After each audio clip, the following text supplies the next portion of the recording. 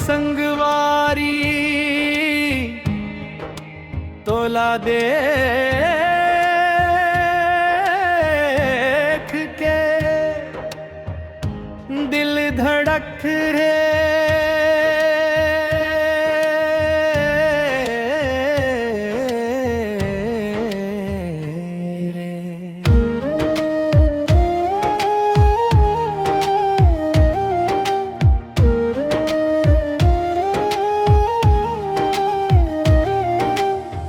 पहली दफा जब तोला देखे रहेव गांव के मेला माँ खड़े रहेव। लाल चुनरी माँ झनक झनक हासे मौला देख के धीरे धीरे मुस्काए।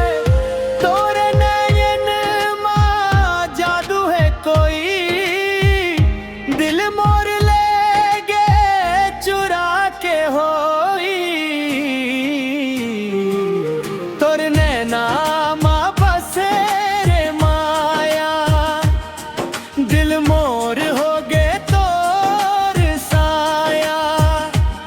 संगी बन जा मोर जिंदगी भर के छूटे नहीं तोर ये छाया।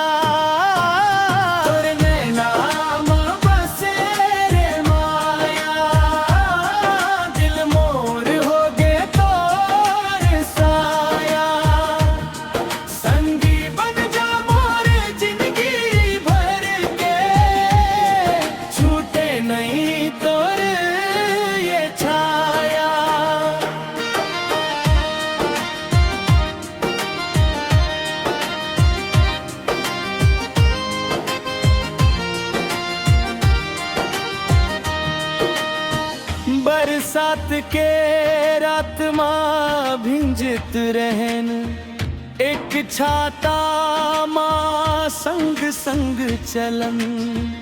हाथ ले हाथ जब पकड़े रहे माया के रंग माँ रंगे रहे। तोरे बिना सूना लागे जग तोरे संग जिंदगी बन गे सज। तोरे नैना माँ बसे रे माया दिल मोर हो गे तोर साया। सात जन्म तक संग रही वो तोर नावले सजी काया। तोर नैना माँ बसे रे माया दिल मोर हो गे तोर साया। संगी बन जा मोर जिंदगी भर के छूटे नहीं तोर ये छाया।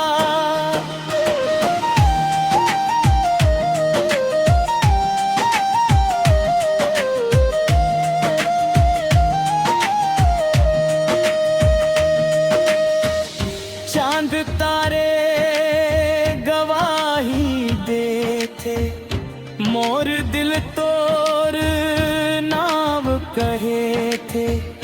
माया के डोरी कस बंध गे हवाए अब तोर बिना कुछो नहीं